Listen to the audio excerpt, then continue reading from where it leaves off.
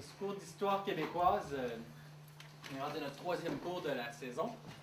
Ce soir, M. Lacourcière va commencer avec de nous parler va commencer par nous parler de Louis Riel, que vous connaissez, le métis qui a amené justement, présentement, on voit là, c'est très récent, il y a le jour Louis Riel qui a été adopté. Et on se rendra juste à la Grande Guerre, la Deuxième Guerre mondiale.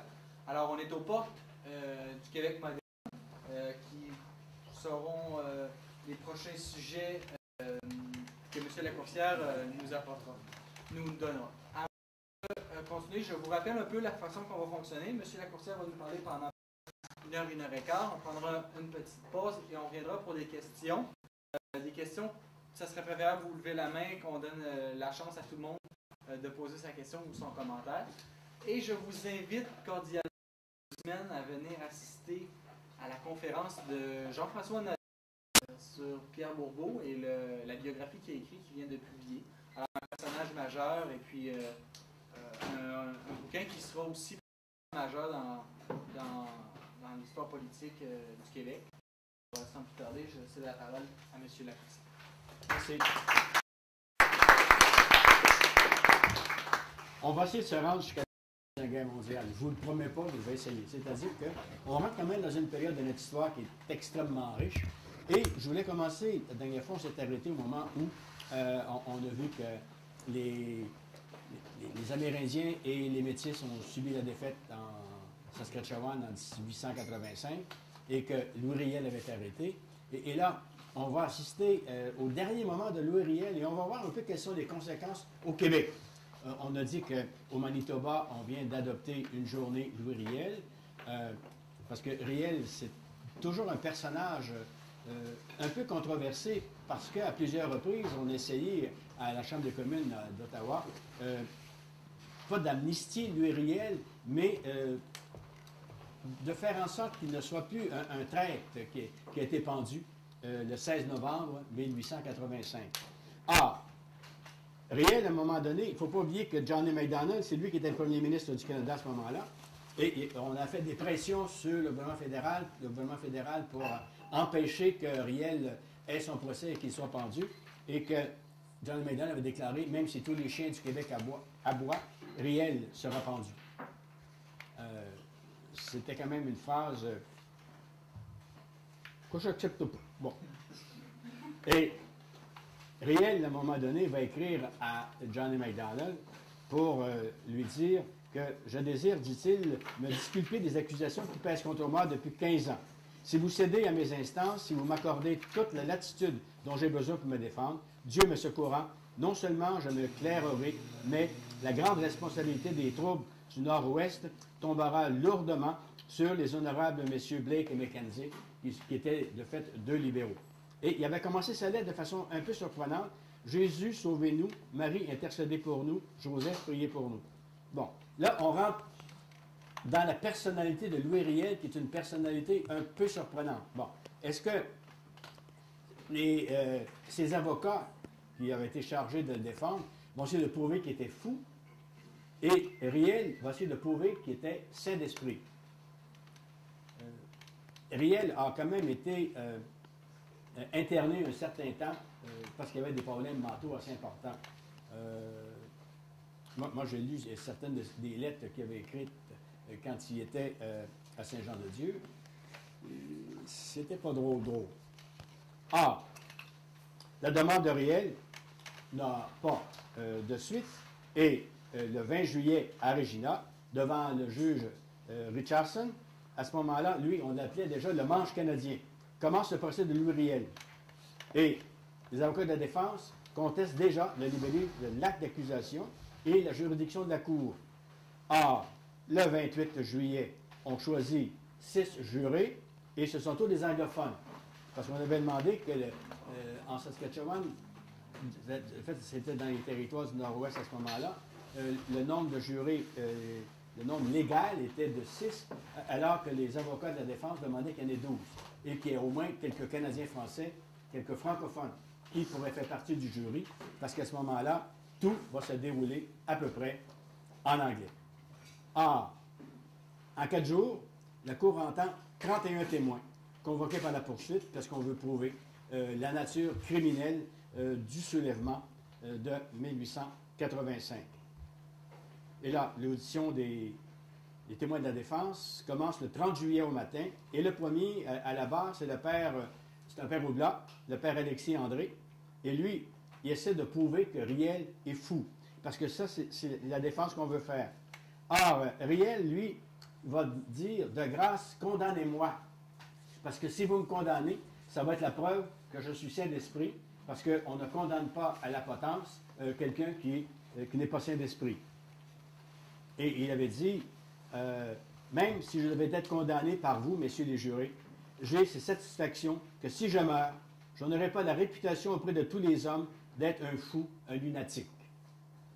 Et il dit, si j'ai quelque influence dans le nouveau monde, j'en userai dans ce sens, et même si ça prend 200 ans à venir après ma mort, cela produira des effets pratiques. Et alors, mes enfants serreront la main des protestants du nouveau monde. Parce que lui, ce qu'il voulait, de fait, c'était qu'il y ait un genre de rapprochement entre les francophones et les anglophones. Mais on va lui reprocher de s'être prononcé pour Monseigneur Bourget. Parce que pour lui, le vrai pape, c'est pas le pape qui est à Rome, parce que lui, il penche peut-être un peu trop du côté des anglophones, mais bien plus Monseigneur Bourget, Ignace Bourget, qui lui était le défenseur des Canadiens français. Mais Riel va quand même être déclaré coupable par les jurés. Et il y a un des jurés qui va demander la clémence de la couronne. Or, Riel, dans les dernières fois qu'il va intervenir, va dire, je suppose qu'il a été condamné, on ne m'appellera plus un fou, et je considère cela comme un grand avantage. Si je suis exécuté, du moins, si je devais être exécuté, je ne le serais pas comme un aliéné. Ce serait une grande consolation pour ma mère, pour mon épouse, pour mes enfants, pour mes frères, pour mes parents, et même pour mes protecteurs et mes concitoyens. Je remercie les messieurs qui composaient le jury de m'avoir recommandé à la clémence de la Cour.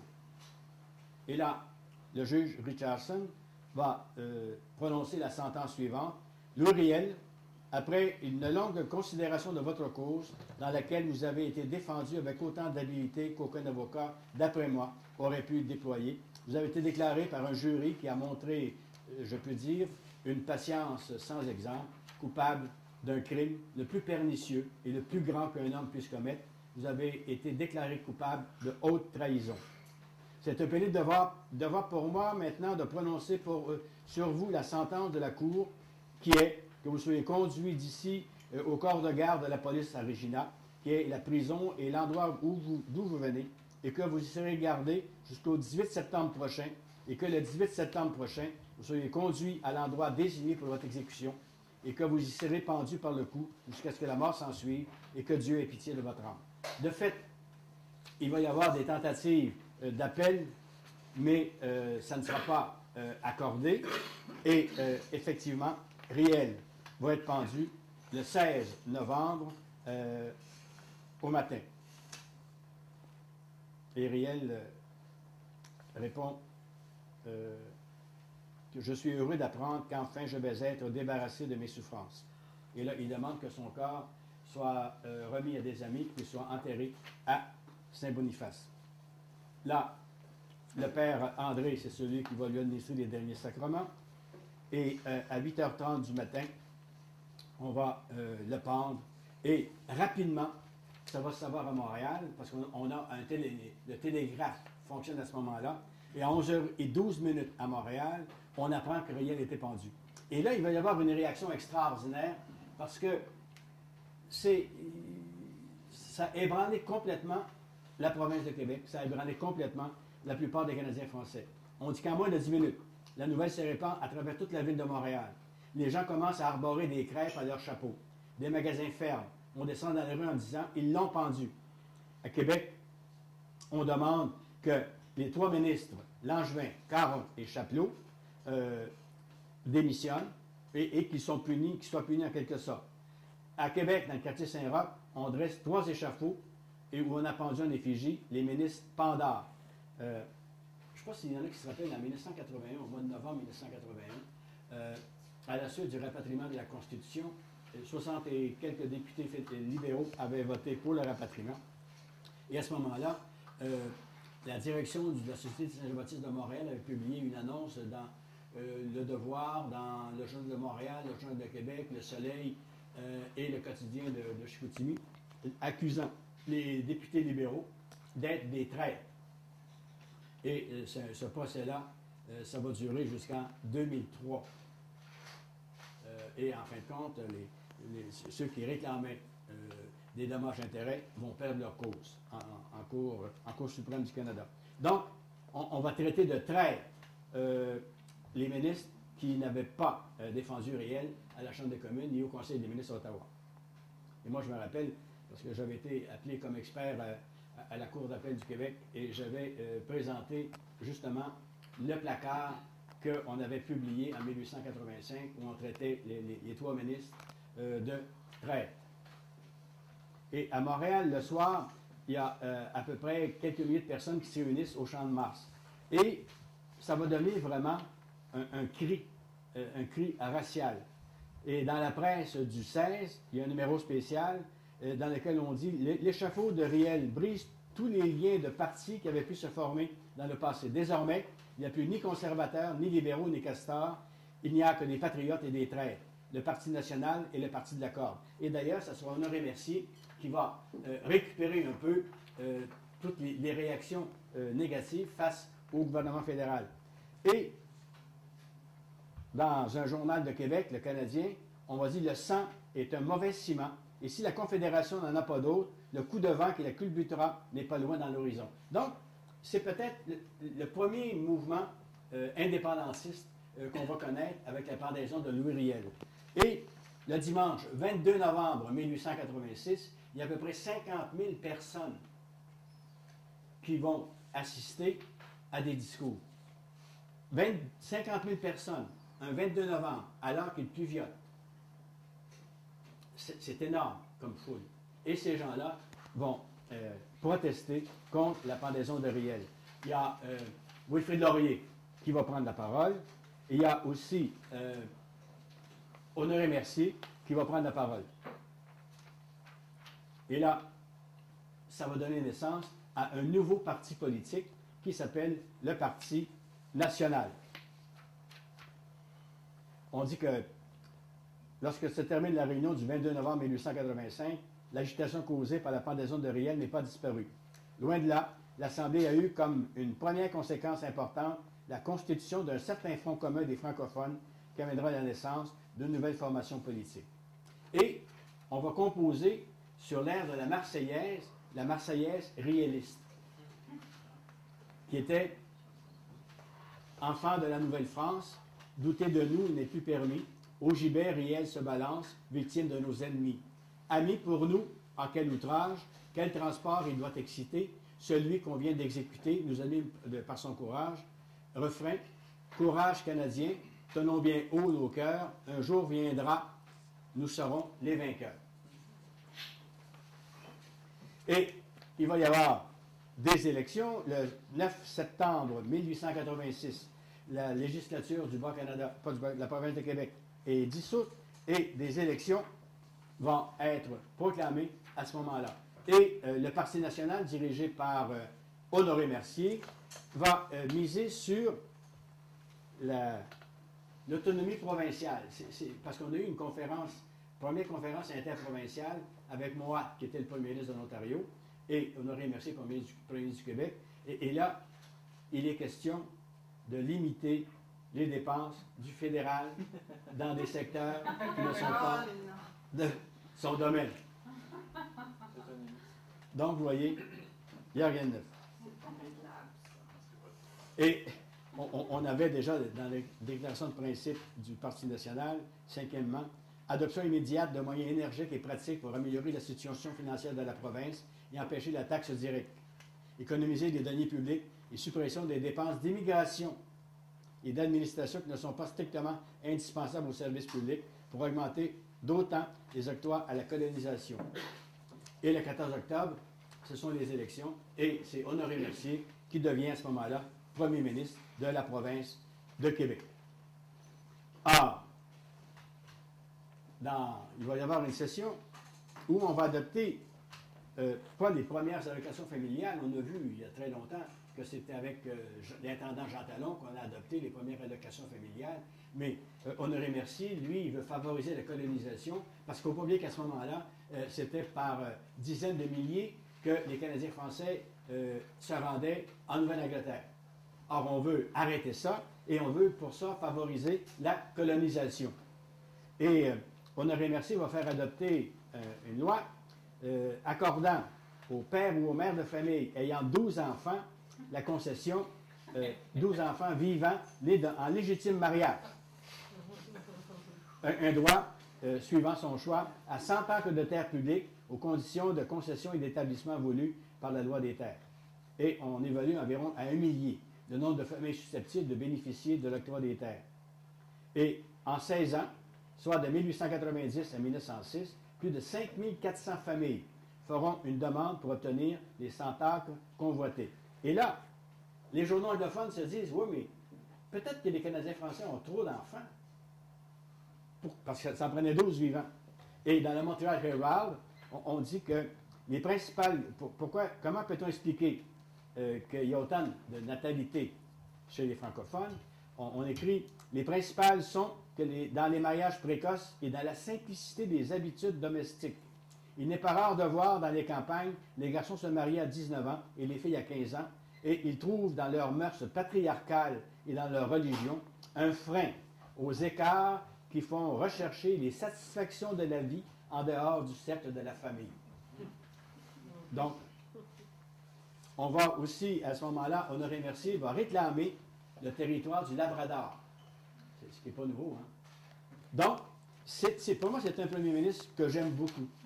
Disons, de tous les premiers ministres qu'on a eus, pour moi, Honoré Mercier est peut-être, même s'il va très mal finir, hein, on va le voir dans quelques instants, on va le destituer parce qu'il va être mêlé au scandale de la baie des Chaleurs. Ce qui arrive, c'est qu'on veut construire un chemin de fer jusqu'en Gaspésie. À ce moment-là, il va y avoir une compagnie qui va avoir le contrat.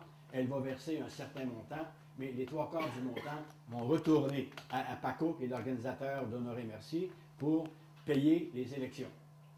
Donc, ce qui va arriver à ce moment-là, le lieutenant-gouverneur qui est Angers aujourd'hui, le lieutenant-gouverneur n'intervient plus directement dans les choses dans l'administration gouvernementale, mais celui qui est lieutenant-gouverneur en 1890, c'est Angers. Angers, lui, qui s'était fait un peu dégommer, c'était un bon conservateur, et le 16 décembre 1890, il va envoyer une lettre à Honoré Mercier lui disant qu'il n'a plus sa confiance. Et Honoré Mercier, à ce moment-là, est obligé de démissionner. Mais par contre, c'est Charles de Boucherville, qui est un très bon conservateur, qui va être appelé à former le nouveau gouvernement. On n'aura pas d'élection. Et Honoré Mercier va revenir à Montréal par train le 18 décembre. Et là, il y a 4000 personnes qui se rendent à la gare du Canadien Pacifique à Montréal pour l'accueillir. Et là, on va lui chanter la Marseillaise jusqu'au marché Bon Secours. On va marcher jusque-là. Et là, il va s'adresser à la foule. Et le 21 décembre 1891, Boucherville prête serment. On fixe des nouvelles élections en 1892, au mois de mars. Et là, le Parti national perd le pouvoir.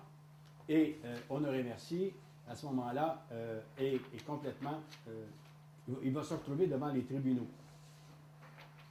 Et il va faire un dernier discours parce qu'il est malade. Il va mourir en 1894. Mais un de ses derniers discours est vraiment pathétique. Et il va se présenter à l'Assemblée législative, claudiquant, il n'est pas mourant, mais il est affaibli. Et là, il dit, vous avez même fait saisir ma bibliothèque. Vous avez fait saisir ce que j'avais de plus cher, mes livres. Puis il dit, regardez-moi maintenant, ce que je suis devenu, c'est vous qui en êtes la source. Et il va mourir pas longtemps après. Or, Mercier était très ami avec le père de Maurice Duplessis. Et d'ailleurs, il y a une mauvaise langue qui a déjà affirmé, un généalogiste, disant que Maurice Duplessis était peut-être le fils d'Honoré Mercier. Ben, le bon monsieur a dit, ben, regardez les photos d'Honoré Mercier, regardez la photo de Maurice Duplessis. Et lui, il a fait une recherche parce que le père de Maurice Duplessis, le Noblet Duplessis, qui était juge itinérant, a été absent pendant un certain temps. Et au moment où Duplessis aurait été conçu, le juge n'était pas là. Non, mais là, moi, il y a des choses qui arrivent. Des choses qui arrivent.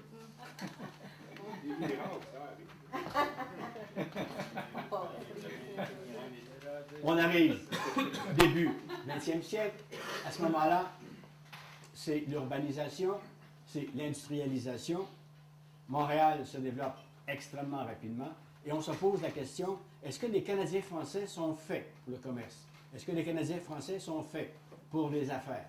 Et là, il va y avoir une opposition très forte entre certains économistes, certains penseurs et certains dirigeants religieux. Il y a entre autres Hérode Bouchette. Hérode Bouchette, qui lui va essayer de répondre à la question suivante. Les Canadiens français sont-ils aptes au haut commerce et à la grande industrie? Et il va écrire, beaucoup de gens ont dit et répété que nous sommes inaptes aux choses commerciales et industrielles. Et cette opinion, bien qu'inavouée, s'est accréditée dans plusieurs de nos collèges classiques, chose bien malheureuse. Nous comparons aux hommes d'affaires d'autres origines, dans les vieilles prospérités faisaient paraître encore plus pitoyables nos pénibles débuts. Trop d'entre nous se sont dit, eh bien, renonçons-y, ce n'est évidemment pas notre vocation.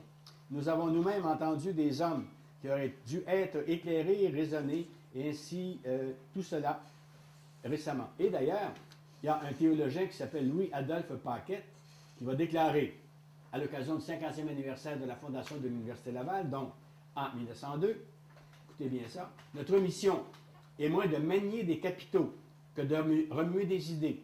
Elle consiste moins à allumer des feux des usines qu'à entretenir et à faire rayonner au loin le foyer lumineux de la religion et de la pensée. Et là, donc, nous, Canadiens français, souvent ont été témoins passifs et heureux de l'exploitation de leurs richesses naturelles par des capitaux étrangers.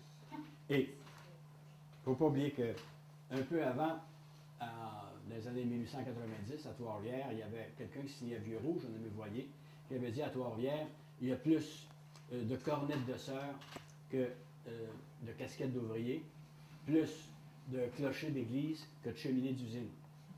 Donc, il va y avoir quand même là, un genre de prise de conscience qui référait peut-être à des prises de position à la fin des années 1840 d'Étienne Parent dans le Journal Le Canadien.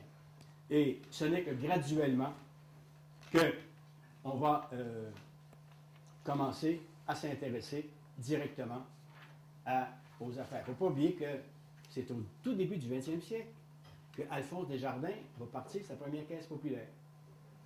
Donc, il y a, sur le plan de la réorientation du nationalisme, deux tendances. Une tendance qui dit, bon, les affaires, laissons ça aux anglophones, et un autre groupe qui va dire, bon, les affaires, il est temps qu'on s'en occupe. Et d'ailleurs, ça va donner le thème, Hérode Bouchette va le remettre de l'avant, emparons-nous de l'industrie. Et il va publier en 1906 un autre ouvrage qui s'appelle L'indépendance économique du Canada français. Qu'arrive-t-il avec les Canadiens français? Bon. Il va y avoir en 1910 à Montréal un grand congrès eucharistique où le pape va être représenté par l'archevêque de Canterbury, l'archevêque Bourg. Et celui-ci va prendre la parole à la basilique Notre-Dame de Montréal pour demander aux Canadiens français d'abandonner la langue française et d'adopter la langue anglaise. Et il va déclarer à ce moment-là que c'est un devoir. Il ne faut pas oublier que à l'évêque de London, Ontario, c'est Michael Francis Fallon. Et à ce moment-là, cet évêque-là veut la disparition des écoles séparées francophones catholiques. C'est ce qu'on appelle le fameux règlement 17. Et le plus gros facteur d'assimilation des Canadiens français, aussi bien en Nouvelle-Angleterre qu'en Ontario, c'est le clergé catholique irlandais. Et Bourne, parce qu'il dit que si on veut que l'Église catholique devienne omniprésente et omnipuissante en Amérique du Nord, il faut que les Canadiens français adoptent la langue anglaise. Parce qu'à ce moment-là, on pourra présenter un front uni et l'Église va en profiter. Et celui qui va vraiment répondre à l'affirmation de Bourne, c'est à ce moment-là M. Henri Bourassa. Et Bourne va déclarer, et je vais vous le citer, vous allez voir, « Si la puissante nation que le Canada deviendra doit être gagnée et gardée à l'Église catholique, cela ne s'accomplira qu'en faisant connaître à une grande majorité du peuple canadien, dans les générations qui vont suivre, les mystères de notre foi par l'intermédiaire de notre langue anglaise. » En d'autres termes, l'avenir de l'Église dans ce pays et les répercussions qui en résultera dans les vieux pays de l'Europe dépendront à un degré considérable de l'étendue qu'auront définitivement la puissance, l'influence et le prestige de la langue et de la littérature anglaise en faveur de la religion catholique. Ce n'est qu'en faisant servir la langue anglaise à la cause de la vérité que le Canada peut devenir, dans le vrai sens du mot, une nation catholique. Et le spectacle du Canada uni, exprimant également en français et en anglais les mêmes vérités religieuses, serait pour l'Église de Dieu tout entière une puissance d'une force irrésistible. Tant que la langue anglaise, les façons de penser anglaises, la littérature anglaise, en un mot, la mentalité anglaise tout entière, n'aura pas été amenée à servir l'Église catholique, l'œuvre rédemptrice de l'Église sera empêchée et retardée. Ça, c'était prononcé dans la basilique Notre-Dame de Montréal. En anglais ou en français? En français. En français. Et là, il y a un évêque qui se tourne, l'évêque de Saint-Boniface, qui est Adélard Langevin, parce que les évêques sont assis dans le chœur. Il y en a peut-être une vingtaine. Et il dit à Bourassa, qui était là, « Vous n'allez pas laisser passer ça, Bourassa. » Et Bourassa lui répond, « Non, Monseigneur, ça ne restera pas là. » Et Bourassa monte en chair. Et il prononce peut-être un de ses plus beaux discours. Improvisé. Henri Bourassa, qui est le fondateur du Devoir, vous pouvez qu'il avait fondé le Devoir au mois de janvier 1910. On est donc rendu au mois de septembre, et il avait pris position à plusieurs reprises dans ses éditoriaux. Et là, il monte en chair, parce que lui, il ne savait pas ce que Bourne dirait, mais il va réagir en déclarant « N'attachez à personne au prêtre du Christ ce qui est le plus cher à l'homme après Dieu qui l'adore. Soyez sans crainte, vénérable archevêque de Westminster. Sur cette terre canadienne et particulièrement sur cette terre française de Québec, nos pasteurs, comme ils l'ont toujours fait, prodigueront aux fils exilés de votre noble patrie, comme à ceux de l'héroïque Irlande, tous les secours de la religion dans la langue de leur père. Soyez-en certains. Mais en même temps, permettez-moi, Éminence, de revendiquer le même droit pour mes compatriotes, pour ceux qui parlent ma langue, non seulement dans cette province, mais partout où il y a des groupes français qui vivent à l'ombre du drapeau britannique, du glorieux étendard étoilé, et surtout sous l'aile maternelle de l'Église catholique, de l'Église du Christ, qui est mort pour tous les hommes et qui n'a imposé à personne l'obligation de renier sa race pour lui être fidèle. Parce que Bourne avait dit, vous n'êtes qu'une poignée en Amérique du Nord, vous n'êtes pas assez nombreux. Assimilez-vous. Et là, Bourassa, il dit, nous ne sommes qu'une poignée, c'est vrai. Mais ce n'est pas à l'école du Christ que j'ai appris à compter le droit et les forces morales d'après le nombre et par les richesses. Nous ne sommes qu'une poignée, c'est vrai, mais nous comptons pour ce que nous sommes. Nous avons le droit de vivre. 12 apôtres, méprisés en leur temps, par tout ce qu'il y avait de riches, d'influents et d'instruits, ont conquis le monde. Je ne dis pas, laissez les Canadiens français conquérir l'Amérique. Ils ne demandent pas. Nous vous disons simplement, laissez-nous notre place au foyer de l'Église et faire notre part de travail pour assurer son triomphe. Que, dans le Christ et dans l'amour commun de l'Eucharistie, toutes les races du Canada, ayant appris à respecter le domaine particulier de chacune, à conserver à chacune les forces d'expansion nationale qui lui sont propres, sachent enfin s'unir étroitement pour la gloire de l'Église universelle, pour le triomphe du Christ et de la papauté. Et, ajouterai-je en terminant, pour la sécurité de l'Empire britannique, car c'est dans l'unité de la foi des catholiques canadiens, des Canadiens français surtout, que l'Empire britannique trouvera dans l'avenir, comme dans le passé, la garantie la plus sereine de sa puissance au Canada. Sa grandeur a exprimé la seule ligne de conduite selon laquelle l'Église catholique peut réussir à gagner le peuple de la puissance. Et comme j'approuve, bon, et ça continue comme ça.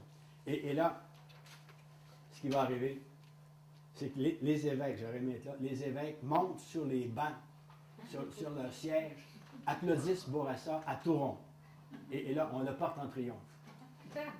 Mais le même Bourassa, en 1923, à la suite d'un voyage à Rome, où le pape lui déclare que le plus grand ennemi de l'Église catholique est universelle, c'est le nationalisme.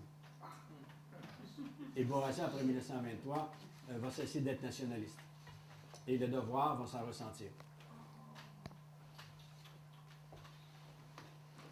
Et ce qui n'empêche pas, au début des années 1920, qu'on ait notre premier vrai mouvement indépendantiste. Souvent, l'indépendance, on l'a fait remonter en 1957, en 1959, en 1960, mais on a eu quand même des vagues auparavant. On a vu qu'avec la pendaison de Louis Riel, il y avait eu un genre de... On a dit que la Confédération, c'est peut-être pas éternel, qu'un coup de vent peut-être pouvait la faire tomber. Mais en 1921-1922, il y a un petit abbé qui est l'abbé Lionel Groux, qui dirige une revue, et lui, il décide de faire un genre d'enquête sur l'avenir du Canada. Et à ce moment-là, non, je ne vais pas vous lire ça tout de suite, mais je vais vous le faire tout de suite quand même.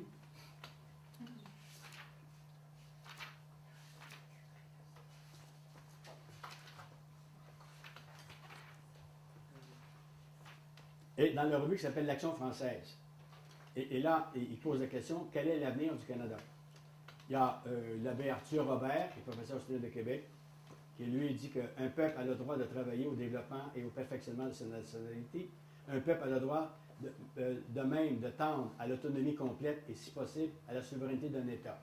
On est pas mal avant son temps. Hein? Et le plus surprenant, c'est un jeune père Oblat qui s'appelle Jean-Marie Rodrigue Villeneuve. Villeneuve, pendant la Deuxième Guerre mondiale, va devenir Kid Kodak et il va être un des plus grands promoteurs de l'impérialisme britannique. Mais en 1922, il va déclarer « De gré ou de force, le tronçonnement du Canada s'en vient. Nous n'aurons pas à l'opérer. Nous avons plutôt à le prévoir, à en prédisposer des cassures. Et il en serait malvenu, voire injuste, de nous en incriminer. Au reste, la séparation de l'ordre politique qui pourrait en résulter pour divers groupes franco-canadiens ne détruirait ni notre devoir, ni notre intérêt, ni les sentiments, ni l'idéal qui nous pousse présentement à maintenir et à fortifier nos attaches ethniques avec tous les centres français d'Amérique, et surtout à ceux qui sont les plus liés à nous et les plus homogènes, les plus désireux de rester, ce que nous sommes dans le dessin de l'histoire. Il serait difficile, en outre, de le contester. Le brisement des cadres actuels ne saurait guère diminuer la puissance de nos secours à nos compatriotes d'autres frontières, car sans littérature et sans emphase, au regard du demi-siècle qui vient de s'achever, quels ont été sous le régime fédératif ces compatriotes, sinon entravés, affaiblis, annihilés par des textes des lois hypocrites, perfidement retournés contre eux, chaque fois que, dans leurs propres réclamations, ils les ont invoqués. Tout au contraire, enfin, un État français fort, pratiquement homogène, totalement libre dans ses mouvements, formerait la plus sûre garantie de survie de l'intégrité pour l'âme des nôtres des avant-postes, couverts qu'ils seraient, en quelque sorte, par le feu d'une puissante civilisation catholique et française, laquelle tiendrait en respect, puis en échec, les forces toujours éphémères des civilisations ambitieuses, mais divergentes et matérialistes qui montent et qui nous environnent. L'abbé Groux conclut, lui, en décembre 1922, son enquête en parlant du flambeau réallumé. Et il dit que la grande marche est commencée. Il dit l'idéal d'un État français va correspondre de plus en plus parmi nous à une sorte d'impulsion vitale. Quand les incertitudes politiques ne l'imposeront point, la pensée des chefs qui devra venir. Elle y vient déjà par l'insuffisance des doctrines actuelles, par le besoin impérieux d'un principe de salut qui nous fasse sortir du chaos de nos divisions et de nos labeurs dispersés. Seulement, que la jeunesse s'en souvienne il y a des heures qui ne sonnent jamais deux fois dans la vie d'une nation. Je répète, il y a des heures qui ne sonnent jamais deux fois dans la vie d'une nation. Quant à nous, pas plus qu'elle, nous ne voulons être des idéalistes spéculatifs. Nous ne promettons pas d'agir, nous avons commencé. Bon. Nous sommes en 1921-1922. Mais c'est là qu'un mouvement d'intellectuels. Le mouvement, on n'a pas de rapport, mais il va revenir en 1937, 1938, 1934, de 1934 à 1938 à peu près. Même de Staller-O'Leary va écrire un livre sur le séparatisme au Québec. Et c'est pour ça que j'ai insisté sur ça pour vous montrer que l'idée n'était pas nouvelle. Et d'ailleurs, moi, l'idée, j'ai fait remonter à 1758, au moment où Bougainville écrit en parlant des Français et des Canadiens. En parlant des Français, il dit « Nous formons une nation différente, voire même ennemie. » Tellement il y a une différence maintenant entre ceux qui sont Canadiens et les Français qui étaient là, surtout dans le domaine administratif. Au moment où l'action, la revue du Shalman Group fait cette enquête, nous sommes dirigés par des libéraux. Il ne faut pas oublier qu'en 1896, Wilfrid Laurier prend le pouvoir. On va avoir un assez long règne libéral. Mais au Québec, en 1897, les libéraux prennent le pouvoir et ils vont le garder jusqu'en 1936. En 1920, c'est Tachereau, Louis-Alexandre Tachereau, qui devient premier ministre. Et Tachereau va faire adopter deux lois importantes qu'il avait promises. Donc, il avait promis l'adoption lors des élections de 1920. C'est la création d'une commission des liqueurs de Québec et la loi d'assistance publique. Donc, c'est en 1921 qu'on va créer la commission des liqueurs. Et là, il va y avoir des opposants parce que la loi va être sanctionnée le 25 février 1921, elle va entrer en vigueur le 1er mai. Et là, la commission des liqueurs de Québec va être la seule responsable de la vente, de la possession, la vente, la livraison des liqueurs alcooliques. C'est elle qui va avoir, d'après la loi, à octroyer, refuser, annuler tout permis de vente de liqueurs alcooliques ou tout permis qui se rapporte autrement à ces liqueurs et transporter le permis d'une personne décédée. Donc, on va préciser aussi qu'il va y avoir, il ne faut pas oublier qu'à ce moment-là, si vous ne pouvez pas acheter plus qu'une bouteille à la fois. On va s'arrêter un peu, là, parce qu'on était très sérieux avec Groulx et Villeneuve. Donc, on dit que la vente, la livraison des bières est prohibée à cette province, à moins que cette vente ou cette livraison ne soit faite par la commission ou par un brasseur ou une autre personne que la commission a autorisée.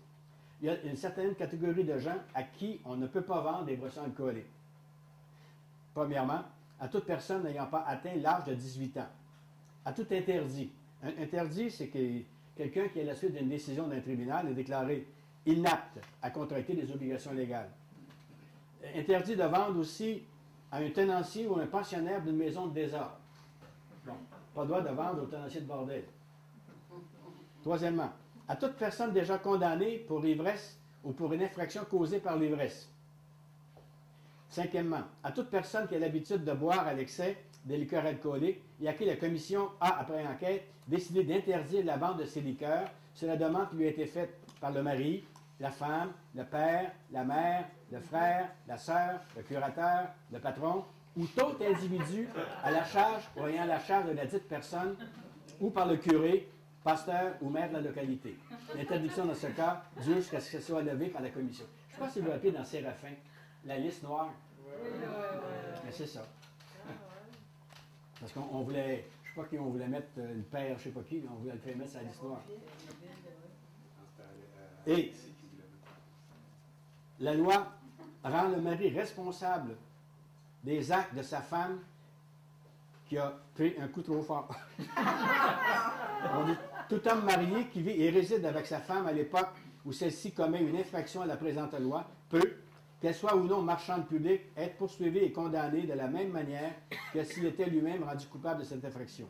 Il faut bien qu'à ce moment-là, on est en pleine crise de prohibition. Il y a des endroits où la boisson, d'ailleurs, je pense que c'est à Verdun, jusqu'à assez récemment, il n'y avait pas de taverne. Est-ce qu'il y en a qui viennent de Verdun ici? Je pense qu'il y a 4 ou 5 ans à peu près que c'était. C'est encore comme ça. Pardon? C'est encore comme ça, je crois, pour les débits de boissons à Verdun. Ah oui? Parce que c'était un des rares endroits qui subsistait au Québec. Et il y avait quelques endroits dans la Beauce, mais il y avait entre autres la ville de Verdun. Mais en 1898, il y avait eu un plébiscite, un référendum, à savoir si on devait imposer la prohibition ou non. La majorité au Canada anglais avait voté pour la prohibition. La majorité au Québec francophone avait voté pour la liberté de commerce. C'est un peu ce qu'on va voir tout à l'heure en 1942. Excusez-moi, je peux revenir sur Verdun, je n'ai pas compris pourquoi Verdun il n'y a pas de taverne? C'est parce que les gens majoritairement avaient voté la prohibition. Ok, à ce moment-là. Oui. Il va y avoir trop d'anglais. Parce que, historique, ça reste. ouais, parce que même à l'époque, moi je me rappelle, il y en a qui doivent se rappeler des sandwichs de bois. C'est-à-dire que le dimanche, on ne pouvait pas consommer sans manger. Ah, on mettait devant vous un sandwich.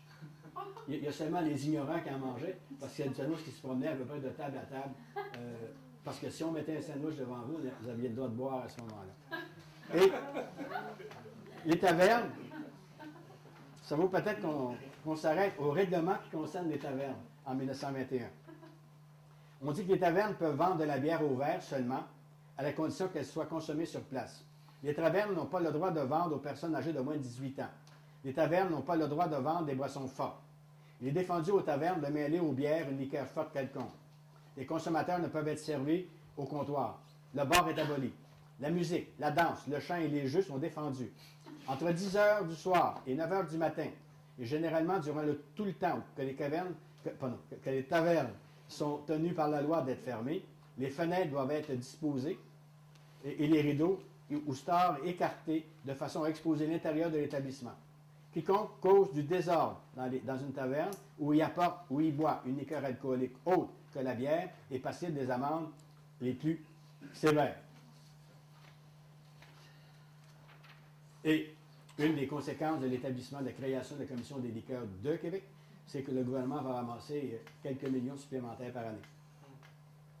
Ce qui permet, c'est moi qui ai dit ça, ce qui permet de déclarer des surplus budgétaires appréciables que les membres de l'opposition tentent de ramener à un déficit. On adopte aussi, à ce moment-là, la loi de l'assistance publique. C'est un peu avant l'assurance hospitalisation. Et là, cette mesure est adoptée à toute vapeur, aussi bien par l'Assemblée législative que par le Conseil législatif. Et elle va entrer en vigueur le 1er septembre suivant. Et là, on va avoir une taxe qu'on va imposer sur les représentations des lieux d'amusement de 10 %. Et les frais d'hospitalisation des indigents. L'assistance publique, c'est ça, c'est les indigents, les gens comme sur le BS. Il y a un premier tiers qui est payé par le gouvernement, un deuxième tiers par les municipalités et le troisième tiers par l'institution d'assistance publique. Ce qu'a coûté l'hospitalisation d'un indigent. Il y avait diverses classes, mais mettons dans la classe A, les hôpitaux généraux, là ça coûte 2 piastres et 1 par jour. Dans la classe 3, A3, c'est 1 piastre et 5 par jour. Le séjour dans un orphelinat d'un enfant de 6 à 14 ans coûte 36 cents par jour. Mais il faut faire attention, les salaires n'étaient pas les mêmes qu'aujourd'hui. Et là, l'adoption de la loi de l'assistance publique va soulever un tollé chez ceux qui craignent que l'État s'accapare des institutions religieuses. Et même Henri Bourassa va publier une brochure, une mauvaise loi, l'assistance publique. Et on va dénoncer ça comme étant la première intrusion de l'État dans un domaine où il ne devrait pas être, il ne devrait pas aller, qui est celui de l'hospitalisation. On arrive à, je pense sauter parce que je me rends, on arrive à la crise économique de 1929. Le jeudi, ce qu'on appelle le jeudi noir. 24 octobre 1929, à la Bourse de New York, l'activité est extraordinaire. Parce que les gens, faut comprendre que les gens achetaient sur marge à ce moment-là. C'est-à-dire que ce n'était pas nécessaire, vous pouvez acheter des actions, mais pas les payer tout de suite. Et vous arrangez, comme le prix des actions augmentait rapidement, vous pouviez payer vos actions avec la plus-value de votre action. Ce qui fait qu'on va créer un genre de bourse artificielle. Et là, le 24 octobre 1929, ça va être vraiment le crash. Et à ce moment-là, il y a des actions, par exemple, comme l'action de la Dupont de Nemours, qui valait 231 $ avant le crash, qui ne vaut plus maintenant que 22 $. Il y a quelques années, comment s'appelle la compagnie américaine? Enron. Où la valeur des actions là, a chuté de façon catastrophique. Et à Wall Street, en une seule journée, donc le jeudi noir, on évalue à 12 894 650 le nombre d'actions qui changent de main, pour une valeur de 3 milliards de dollars. Et là, il va y avoir des hauts et des bas. Ça peut-être vous rappeler un peu ce qu'on vit actuellement. Hein. Je ne sais pas si vous suivez la bourse. Il y a des hauts, il y a des bas. Ça augmente, ça diminue.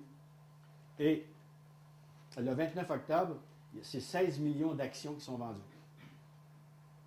Il y a quelqu'un qui a fait l'étude, Thomas et Morgan Wright, qui disent que ce chiffre énorme représentait, pour la seule bourse de New York, des pertes dépassant 10 milliards de dollars. 10 milliards de dollars littéralement évanouis, enfumés. Et tranquillement, le chômage va apparaître. Et là, on va rentrer dans ce qu'on appelle la Grande Dépression. Au Québec, le pourcentage du chômage dans les syndicats du travail, parce que le chômage, à ce moment-là, est calculé sur le nombre d'ouvriers syndiqués, et non pas sur le nombre d'ouvriers réellement au chômage. Parce qu'ils ne sont pas syndiqués, on ne les compte pas. En septembre 1929, c'était moins de 4 %. Le mois suivant, c'est presque 8 %. En 1930, ça va s'abaisser un peu, mais ça va augmenter à la fin de 30 à près de 23 % de la main-d'œuvre syndiquée. Qu'est-ce qu'on va faire? À ce moment-là, on va essayer d'adopter des mesures pour pallier au manque à gagner. Et là, on va établir le secours direct. Et avant ça, on va établir une politique de travaux publics financés un tiers par le fédéral, un tiers par le provincial et un tiers par les municipalités. Et c'est à ce moment-là, par exemple, qu'on va construire à Montréal les Camiliennes. Il y en a une qui est au Carré Saint-Louis, les toilettes publiques là, en pierre. Plus tard, à Québec, on va construire les Luciennes, parce que le maire était Lucien Bord. On les appelle comme ça, les Camiliennes et les Luciennes, parce qu'à Rome, à l'époque d'Empire romain, Vespasien avait fait construire des toilettes publiques, les premières, on appelait ça des Vespasiennes. Donc là, vous avez la filiation. Il y a nécessairement, les partis politiques vont s'emparer de la chose, et il y a le Parti conservateur qui est dirigé à un moment donné par le maire de Montréal, qui est Camille Hood, qui lui a un programme en 3 points. Premier point, dehors la clique. Deuxième point, plus vite que ça. Troisième point, ça pèse.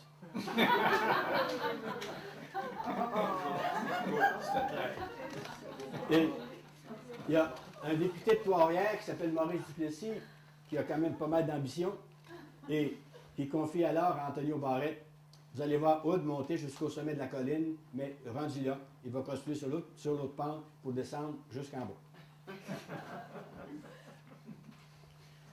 En 1932, le chômage, en décembre, atteint 31 % de la main-d'œuvre inscrite dans les syndicats de travail. En Ontario, c'est pas beaucoup plus luisant, c'est 28,5 % de chômeurs. La misère est très forte. On dit qu'à Montréal, en 1932, le nombre de chômeurs dépasse 100 000. Hood va obtenir un prêt des banques et le conseil municipal entreprend donc ses grands travaux, terrain de jeu, tunnels, bains publics, réfection des marchés, 6 autres destinations, le chalet au Parc La Fontaine. Et le premier ministre du Canada, lui, décide de voter une réduction de 10 des traitements des fonctionnaires. En 1982, vous devez vous rappeler, René Lévesque avait fait couper les salaires, entre autres des enseignants. Hein? Il y en a qui n'ont jamais digéré.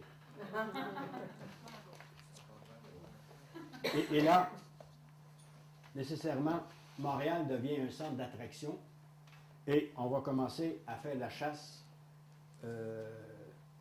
aux étrangers. On va dénoncer les étrangers comme étant des voleurs de job. On va demander aux femmes qui travaillaient d'arrêter de travailler, de retourner à la maison. Et à Montréal, à l'Université de Montréal, on avait commencé à construire sur le plan du Mont-Royal, on va arrêter les travaux. Et on évalue en septembre à 200 le nombre d'écoles rurales qui doivent rester fermées, faute de moyens financiers. Ainsi, il y a 7000 enfants qui sont privés de cours. À Montréal, il y a des locataires qui ne peuvent plus payer leur loyer, qui protestent contre les expulsions. Et on craint l'agitation sociale. C'est à l'époque où les gens vont jumper les trains pour aller manifester à Ottawa. À Montréal, on ferme même l'île pour empêcher les chômeurs étrangers de rentrer dans Montréal. Donc, on craint vraiment une agitation sociale, d'autant plus que les bolcheviks, les communistes, commencent à faire de l'agitation.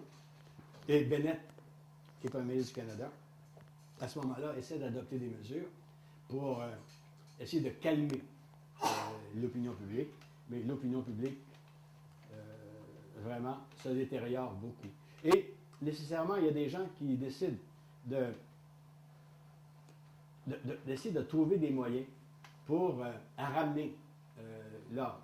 Il ne faut pas oublier qu'à ce moment-là, le Québec va commencer à être légèrement fasciste.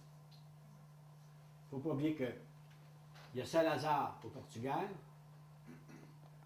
il y a l'Espagne avec Franco, il y a l'Italie avec Mussolini, il y a l'Allemagne avec Hitler depuis 1933, qui sont des pays qui sont beaucoup moins marqués par la crise économique que les autres pays où la démocratie fleurit à plein. Comme en France, on a Pétain aussi, et Pétain, c'est Dieu, famille, patrie. Ça correspond beaucoup aux aspirations du mouvement nationaliste des Canadiens français. On flirte déjà à ce moment-là un peu avec le fascisme. Et on va avoir Adrien Arcan, qui est le grand-oncle de Denis, qui va partir un mouvement là, hyper, c'est quasi nazi, parce que ces gens-là avaient la croix gammée, sympathisant à Hitler. Mais après 1937, on est beaucoup moins partisan d'Hitler, parce qu'à ce moment-là, Hitler commence à s'attaquer aux Juifs, commence à vraiment armer l'Allemagne, et on provoque qu'une guerre s'en vient, et là, on arrête d'être un peu sympathisant à Hitler, mais d'autant plus qu'en 1937, Mackenzie King avait été rencontré Hitler, et il trouvait que c'était un gars extrêmement sympathique. Vous lirez ça dans le journal de Mackenzie King. Mais il a dû consulter son chien à savoir que là-dessus, il devait prendre. Parce que Mackenzie King parlait à sa mère qui était morte, il parlait régulièrement, et son chien aussi. On a déjà eu des drôles de premier ministre, nous. À Montréal, on a la formation de l'école sociale populaire, surtout dirigée par des jésuites. Et on a à ce moment-là, au sein du Parti libéral, un genre de scission, et on a l'Action libérale nationale, qui va être dirigée par Paul Gouin, qui va s'inspirer énormément des idées de l'école sociale populaire, qui, elle, par exemple, je vais vous résumer un peu, on dit les mesures concrètes préconisées pour lutter contre la crise, c'était des prêts aux agriculteurs par l'intermédiaire des caisses populaires, des allocations aux mères nécessiteuses, une expérimentation prudente des allocations familiales en tenant compte du problème rural, un salaire minimum aux journaliers, le retour de la mère au foyer, la stricte observance du dimanche, la disparition des taudis, une réglementation de la vente à tempérament, combattre les cartels du charbon et de l'électricité, surveiller le commerce du lait et du pain, lutter tout spécialement contre le trust de l'électricité, Shawinigan Water and Power, Montreal Light Heat and Power, obligation pour les sociétés de publier annuellement une liste complète des actionnaires et obligataires, interdiction au ministre d'être administrateur d'une entreprise industrielle, commerciale ou financière, comme compensation, relèvement de leurs appointements et assurance d'une pension convenable après une période de service déterminée, création d'un conseil économique provincial. Donc, il y a tout un bouillonnement à ce moment-là idéologique pour essayer de trouver des moyens de restabiliser la nation canadienne-française. Et il y a des libéraux qui sont mécontents du gouvernement de Taschereau. Et à ce moment-là, on va former une mini-cellule quasi indépendante qui est l'Action libérale nationale. Et c'est à ce moment-là, Duplessis est devenu chef de l'Union nationale, pas de l'Union nationale encore, il est devenu chef du Parti conservateur provincial. Et lui, il va tenter un rapprochement avec l'Action libérale nationale. Et on va participer aux élections du 25 novembre 1935. Et là, il y a donc à ce moment-là deux formations politiques qui existent de l'opposition. Il y a le Parti conservateur dirigé par Maurice Duplessis. Il y a l'Action libérale nationale dirigée par Paul Gouin. Et lors de la campagne électorale, l'Action libérale nationale inscrit dans son programme une bonne partie des recommandations du programme de la restauration sociale de l'École sociale populaire. Et il va y avoir un genre d'entente entre Duplessis et Gouin à l'effet qu'ils essaieront de ne pas se nuire. On va un peu se diviser les comtés. Gouin va en prendre un certain nombre, Duplessis va en prendre un autre nombre, mais ce qui va arriver, c'est qu'il va y avoir un genre d'entente entre les deux, et rapidement, Maurice Duplessis va bouffer Paul Gouin. Et ça va donner naissance à l'Union nationale. Et lors des élections du 25 novembre 1935, Taschereau est reporté au pouvoir, mais avec une mince majorité.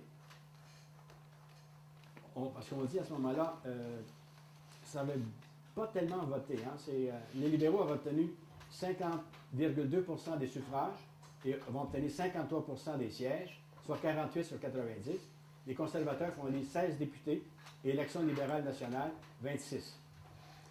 Et là, ça va être la fusion. Et il va y avoir, à ce moment-là, Duplessis qui va devenir le grand chef. Et au début de 1936, ça va être les fameux comptes publics. Je ne sais pas si vous vous rappelez de la série Duplessis. Où, dans la première émission, c'est Maurice Duplessis qui harcèle les ministres de Taschereau et même Taschereau lui-même, ce qui va causer la perte